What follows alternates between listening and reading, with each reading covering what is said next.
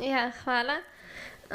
Sicer naslednje vprašanje je pa takole nekako. Podjetja, ki proizvajajo izdelke z osebnostjo motilcev, jih dodajajo zaradi navidezne izboljšave njihovega produkta. Ali so podjetja, ki še posebej polnijo trg s takšnimi nevarnimi proizvodi in na čem pridobijo takšni izdelki? So mogoče kakršnekoli pozitivne posledice učinkov hormonskih motilcev? No, tukaj zdaj praktično je v tem drugem valu, sem prej omenil Štokholmsko konvencijo, pa Dirty Dozen, kot pravijo, ducat umazanih, najbolj nevarnih strupov, so zdaj odkrili raziskovalci še celo serijo toksinov v plastiki, ne, recimo. To pravi, ko ste omenila industrijo, to pomeni plastika je polimer, ne, to vsi veste, in potem je industrija dodajala tem plastičnim masam določene kemikalije kot aditive, ki imajo nalogo, da stabilizirajo to strukturo, glede na termične šoke, na udarce, na UV sončne žarke in tako naprej. Industrija takrat ni vedela, kako so te kemikalije nevarne, ko so pa raziskave pokazale, ne, to gre predvsem za skupino nonilfenolov, bisfenola A, zelo glasnega, ne, in recimo še tak nevaren so ftalati, ne, mi imamo tudi tovarno ftalatov v Sloveniji, mislim, da 2, ne, ki se vztrajno kontaminirata okolje, gre za manjše obrate. Torej, ti dodatki plastiki, veste, če greste zdaj v market, ne, boste ogromno teh pijač najdli v plastenkah in tudi praktično vsa hrana je embalirana v plastične ovoje in jasno, da vstopajo iz strukture plastične mase te kemikalije v hrano in v pijačo. Zdaj, tukaj gre za take ogromne količine, ki se vrtijo po svetu. Recimo, bisfenol A, vi ste še mladi, se ne spomnite, mislim, da je bila 6 let nazaj afera z stekleničkami za dojenčke, plastenkam, kjer so odkrili velike koncentracije bisfenola A. Zdaj, če gledate vi na spodnji, tle spodaj, ni ben pozoren, imate pri določenih, a pa zelo redkih plastenkah otisano, da je bisfenol free, ne, BPA free, torej da ta plastika nima bisfenola dodanega, torej industrija je začela promovirati nenevarno plastiko, kakor je pač more, ampak tega ima nekaj odstotkov, vse ostale takele embalaže so polne, torej ne boste od tega umrli. Samo čez 10 let se bodo koncentracije v vašem telesu toliko nabrale, da bo pa že delovalo, ne, ko sem govoril prej o bioakumulaciji teh snovi v živih organizmih. Torej vidimo, da tukaj gre za veliko borbo industrije in civilne družbe. Evropska unija zdaj dela revizijo vseh izdelkov široke rabe, kajti te zadeve so našli tudi v talnih oblogah, v zavesah, v marsikateri stvari.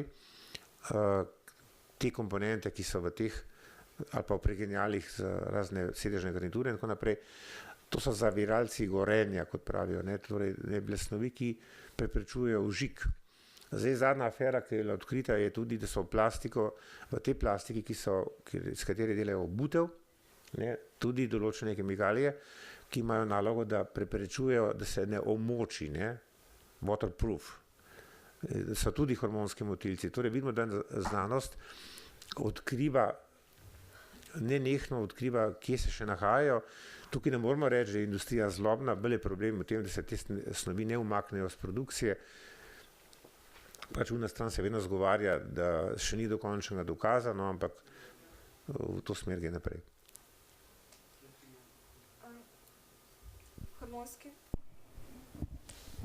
Hormonski motilci so tudi v kontracepcijskih tabletah. Obstajajo ljudje, ki trdijo, da so hormonski motilci zgolj izmišljotina za protipropagando za kontracepcijo. Kaj pa vi odgovarjate? Normalno, ni dolgo tega sem bral raziskavo, ki je celo iz Amerike prišla. Še nekaj moram povedati, teh raziskav ni tako veliko, kajti se ne financirajo. Jaz sem prej omenil, kakšen pritisk industrije je. Po tej revoluciji, ki jo je naredila Margot Wallström, ta Švedina, ki je bila okoljska komisarka in se je odstavila 2004, je sledil kontraudar kemične industrije, pa farmacevtske tudi, no, ki je potem je nastal kompromis REACH, kot se imenuje, o tem novem vedenju, ne. In tukaj civilna družba vedno uporablja previdnostno načelo, precautionary principle, torej neka snov je nevarna, dokler ni dokazano, da je varna. Ne obratno, ne. Zdaj, industrija je obrnila to, da moramo mi dokazovati, da je nevarna.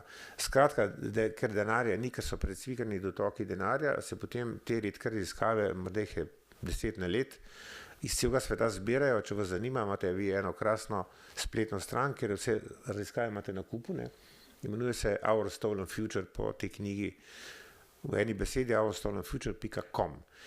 No, vprašala ste za kontracepcijo, jasno, da to so estrogeni, estradiol, ne, ki je zaznavan na njegove posledice, torej če ženska jemlje anti-baby pills, ne, in v njenem urinu je toliko ostankov tega estrogena, da vpliva, če bi se po domač polulala v vodo, bi začele ribe spreminjati spol.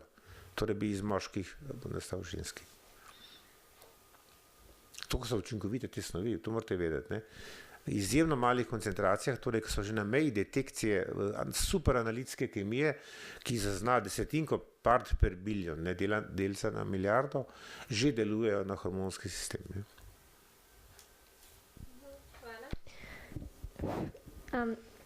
Kje imamo stik z njimi, zdaj vemo. Če pa pogledamo posledice, kako se stik z njimi odraža na naših telesih, v vedenju, v družbi, to ste tudi že povedali. Potem pa sva odkrila še primer vietnamske vojne, v kateri so uporabljali dioksin, potrjen hormonski motilec, in posledice česar občutijo dojenčki s prirojenimi napakami in vojni veterani, pri katerih se pojavljajo različne obolenja. Poznate podobne primere, so zelo pogosti? Ne, bom najprej korigiral tole vest, ne. Torej, v Ameriki, v Vietnamu so uporabljali Agent Orange, oranžni agent, ki je imel noter v bistvu herbicid 2,4-D.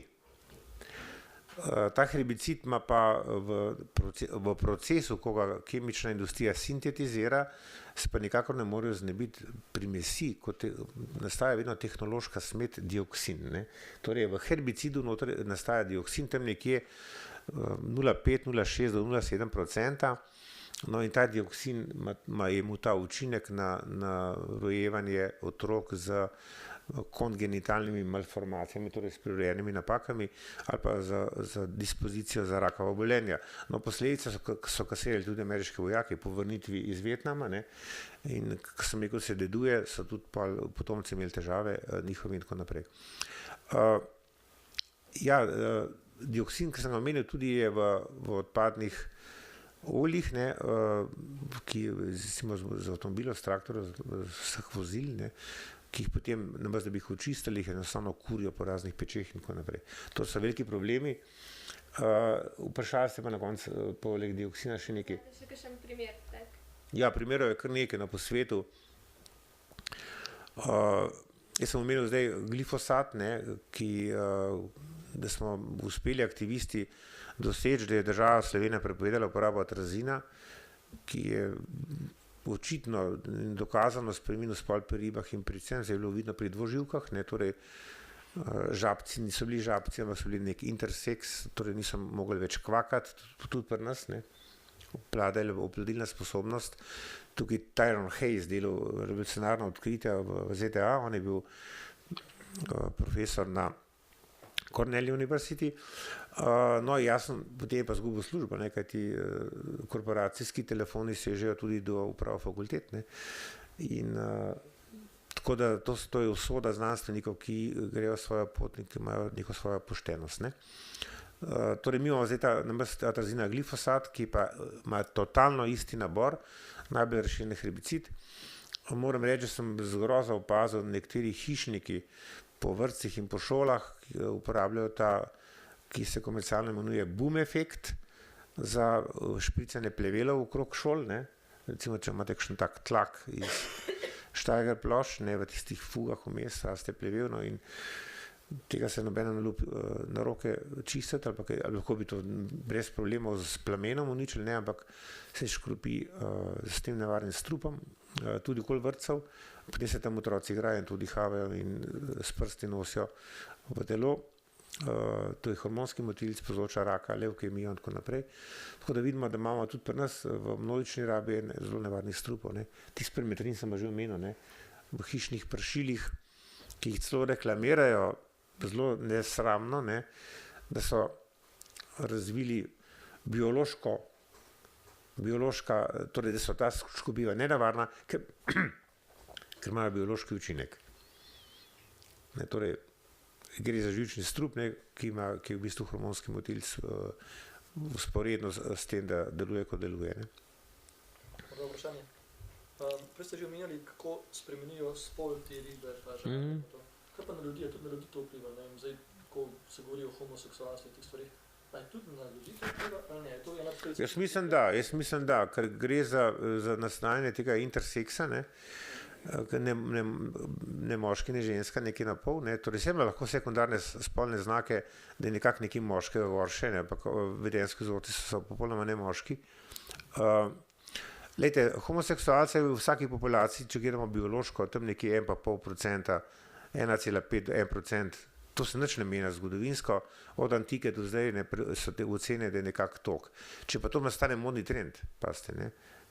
Če nastane to zdaj neka manija, neka obsesija, celo bi rekel, ne, to so in, ne. Potem imamo pa spremenjene vzorce vedenja, ne. To sem pa tudi govoril, kako se menjajo, ne. Ti vzorci od narciska do teh maminih sinčkov, ne, Italijani jim pravijo mamoni, ne, ki Italijani so imeli neko serijo, ki prikazovala ta način, ne, že kar nekaj let nazaj. Ja, sigurno je pripadnost temu, ali je to v bistvu umik, ne, kajti ti moški bežijo pred ženskam, ne.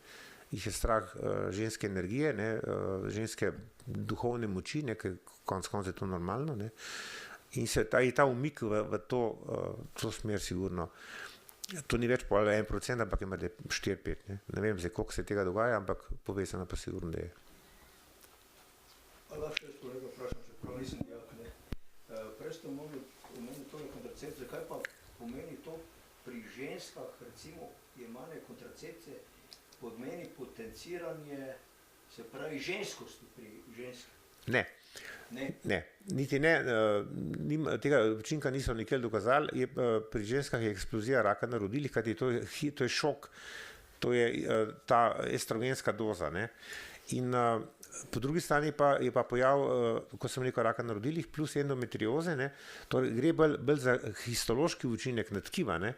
Torej ta šus estrogenov, ta višek estrogenov v ženskem telesu povzroča, veste, ženske imate zelo zapleten hormonski sistem, ki regulira menstrualni ciklus, ne. Imate agonizem pa antagonizem, no in ko estrogen udari, takrat nabrekne sluznica maternice, ker se pripravlja takrat na ugnezdenje jajčka, ne.